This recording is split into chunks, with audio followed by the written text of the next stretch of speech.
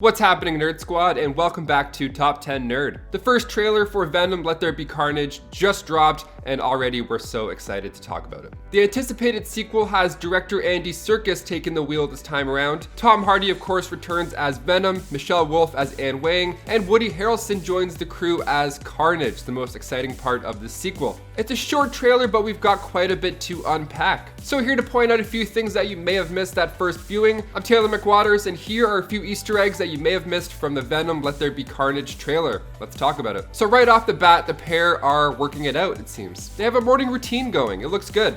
It's a little messy, but hey, it gets the job done. They're at least comfortable around each other now, which is great. And they're not the only comfortable ones around town. Miss Chen gets a greeting from Venom and a little wave right before picking up that magazine with Stan the Man's face on the cover. And then the trailer goes from fun to a little more serious. It doesn't take long for us to see Cletus Cassidy in the place that he belongs. See, in the comics, Cletus made his first appearance in the Amazing Spider-Man issue 360. Carnage is a twisted offspring of Venom. It's a bit different here because in the movie, Cletus will only speak to Eddie. He's the only person that he'll talk to. And the cops need his help at this point. They need him to go and talk because they need to know the location of all these missing bodies. So he'll only talk to Eddie because there's a similarity between the two. So in the comics, Cletus was sharing the same prison cell as Eddie Brock in issue 344. So while Cletus was planning on taking out Eddie Brock one night, the Venom symbiote came to the rescue. Now, after Brock was reunited with Venom, they broke out, but a piece of the symbiote was left behind. And that little piece found a new host, Cletus Cassidy, becoming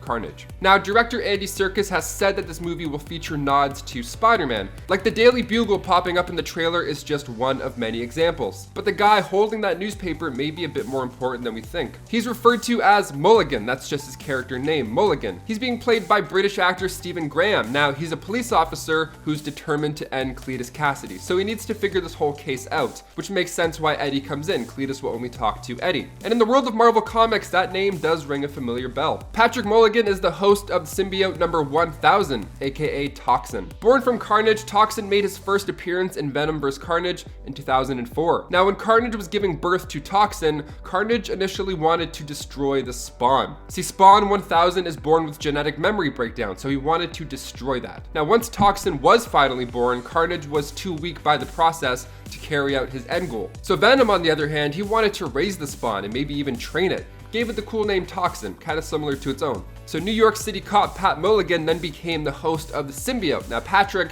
actually left his wife and kid because this thing was just too unpredictable. It's too powerful, he couldn't handle it. The last thing he wanted was to harm his family, which is, fair, it makes sense. So we may have had our official first look at Toxin as well in this short teaser. But we also get a close look at the Ravencroft Institute, home of the criminally insane. In the comics, it ended up being one of the leading maximum security facilities in the country, housing the world's finest supervillains. In absolute carnage, Carnage turned the facility into a base for his cult. Now, among the cult, we have John Jameson, Shriek, and Doppelganger. Shriek tends to stand out in the comics with those blue eyes. Naomi Harris plays Shriek in the movie, aka Frances Barrison, and she made her first comic book appearance in Spider-Man Unlimited issue 1. So during Carnage's escape from the Ravencroft Asylum, he ran into Shriek, also being held in the same prison. Now, in the Maximum Carnage storyline, Carnage and Shriek were sort of parents, and Doppelganger, Demi-Goblin, and Carrion were the kids. So Shriek's quite cool. She's a mutant that can generate sound waves into the form of these powerful blasts. She also has an interesting power where she can bring out the dark side in people, which I feel like might be used quite a bit in the sequel. Because in Maximum Carnage, she caused the city to go insane,